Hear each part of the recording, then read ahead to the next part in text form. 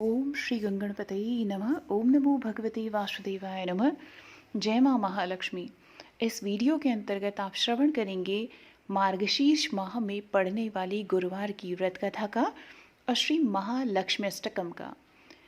तो शुरू करते हैं वीडियो को। आप श्रवण कीजिए श्री महालक्ष्मी अष्टकम को और उसके बाद गुरुवार की व्रत कथा को।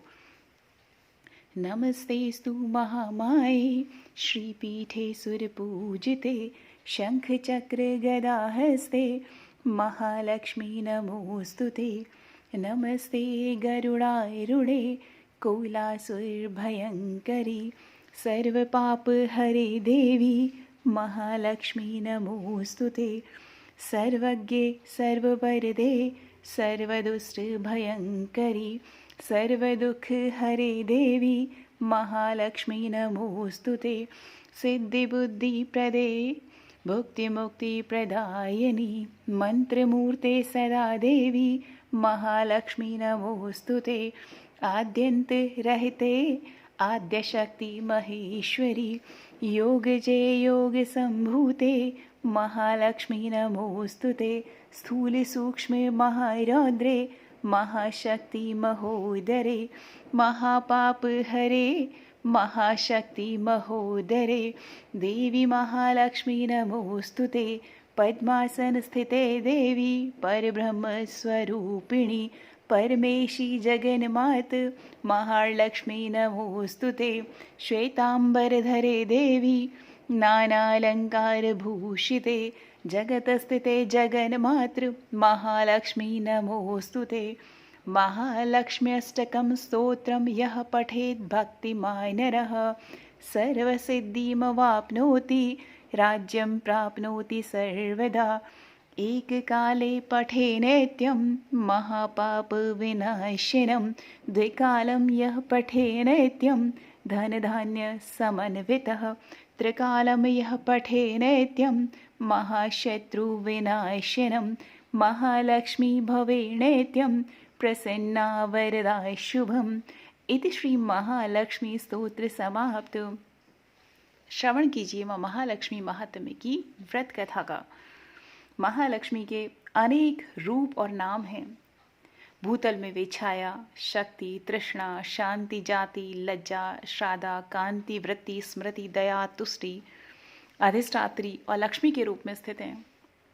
उन्हें प्रणाम करते हैं। कैलाश पर्वत पर पार्वती, क्षीर सागर में सिंधु कन्या, स्वर्गलोक में महालक्ष्मी, भूलोक में लक्ष्मी, ब्रह्मलोक में सावित्री, ग्वालों में राधिका, वृंदावन में रासेश्वरी, चंदन वन में चंद्रा, चंपक वन में गिरिजा, पद्म वन में पद्मा, मल्टी वन में मालती, कुंदन वन में कुंददंती, केतकी वन में सुशीला, कदम्ब वन में कदम्बमाला, राजप्रसाद में राजलक्ष्मी और घर घर में गृह लक्ष्मी। इन विभिन्न नामों से माँ लक्ष्मी पहचानी जाती हैं।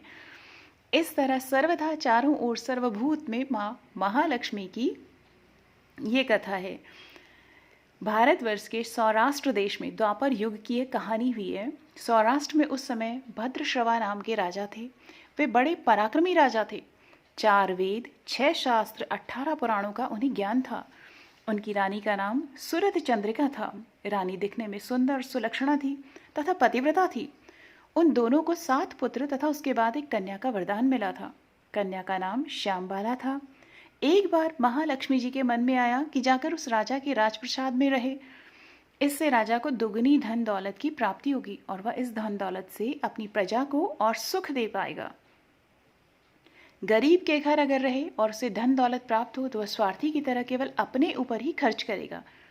यह सोचकर श्री महालक्ष्मी जी ने बूढ़ी ब्राह्मण स्त्री का रूप धारण किया। हाथ में लाठी लिए लाठी के सहारे रानी के द्वार तक पहुंची। यद्यपि उन्होंने बूढ़ी औरत का रूप धारण किया था पर उनके चेहरे पर देवी का तेज था। उन्हें देखते ही एक दासी सामने आई।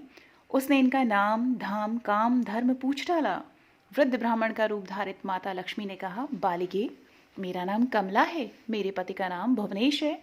हम द्वारिका में रहते हैं। तुम्हारी रानी पिछले जन्म में एक वैश्य की पत्नी थी।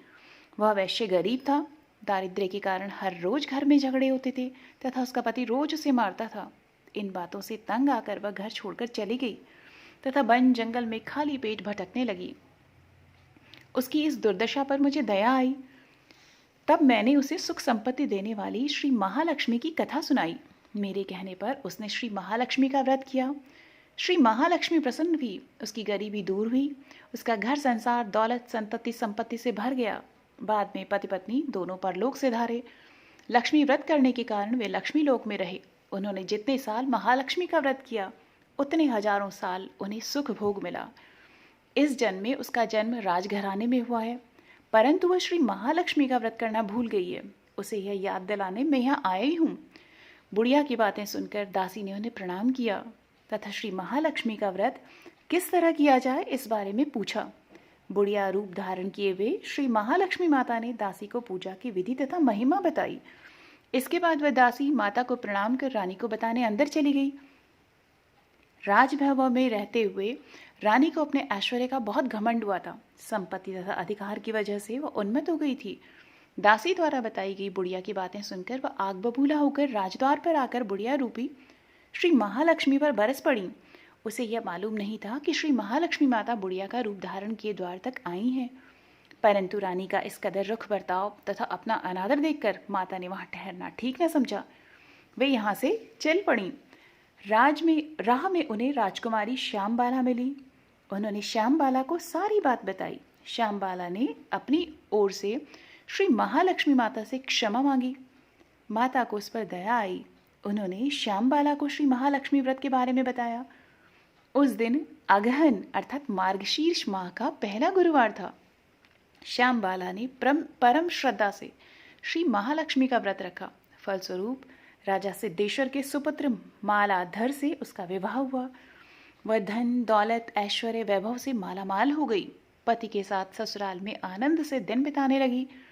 इधर श्री महालक्ष्मी का रानी पर प्रकोप हुआ। फलस्वरूप राजा भद्रश्रवा का राज्य एवं राज कारोबार नष्ट हो गया, यहाँ तक कि खाने के लाले पड़ गए। ऐसी हालात में एक दिन रानी ने राजा से निवेदन किया, हमारा दामाद इतना बड़ा राजा है, धनवान है, ऐश्वर्यशाली है, क्यों न उसके पास जाएं, अपना हाल उसे बताएं, वह जरूर हमारी मदद करेगा। इस बात पर राजा भद्रश्रवा दामाद के पास रवाना हुए। राज्य में पहुंचकर एक तालाब के किनारे थोड़ी देर विश्राम लेने के लिए ठहरे। तालाब से पानी लेने आते जाते दासियों ने उन्हें देखा। उन्होंने विनम्रता से उनकी पूछताछ की। जब उन्हें यह मालूम हुआ कि वे रानी श्यामबाला के पिता हैं, तो दौड़ते हुए जाकर उन्होंने रानी को सारी बात बताई। रानी ने दासी के हाथ राज परिधान भेजकर बड़े ठाठ से उनका स्वागत तथा आदर सत्कार किया, खान पान करवाया। जब वे लौटने लगे तो सोने की मोहरों से भरा घड़ा दिया। राजा भद्रश्रवा जब वापस लौटे तो उन्हें देखकर रानी सूरत चंद्रिका खुश हुई। उन्होंने सोने के मोहरों से भरे घड़े का मुंह खोला, पर हाय भगवान, घड़े में धन के बदले कोयले मिले। यह सब श्री महालक्ष्मी के प्रकोप से हुआ। इस प्रकार दुर्दशा में और कई दिन बीत गए। इस बार रानी स्वयं अपनी कन्या के पास गई। वह दिन अगहन माह का अंतिम गुरुवार था। श्यामबाला ने श्री महालक्ष्मी का व्रत किया, पूजा की, अपनी माता से भी व्रत करवाया। इसके बाद रानी अपने घर आई। श्री महालक्ष्मी का व्रत रखने पर उसे फिर से अपना राजपाट, धन दौलत ऐश्वर्य प्राप्त हुआ। वह फिर से सुख शांति आनंदमय जीवन बिताने लगी। कुछ दिनों बाद राजकन्या श्यामबाला अपने पिता के घर आई। उसे अपने घर देखकर सूरत चंद्रिका को पुरानी बातें याद आई। यही कि श्यामबाला ने अपने पिता को घड़ा भर कोयला दिया था और उसे तो कुछ भी नहीं दिया था। इसी कारण श्यामबाला को पिता के घर आने पर उसका कोई आदर आतिथ्य नहीं हुआ, बल्कि अनादर हुआ। पर उसने इस बात का बुरा नहीं माना। अपने घर लौटते समय उसने पिता के घर से थोड़ा नमक ले लिया। अपने घर लौटने पर उसके पति ने पूछा, अपने मायके से क्या लाई हो? इस पर उसने जवाब दिया, वहाँ का सार लाई हूँ। पति ने पूछा, इसका मतलब क्या हुआ? श्यामबाला ने कहा, थोड़ा धीरज रखें, सब मालूम हो जाएगा।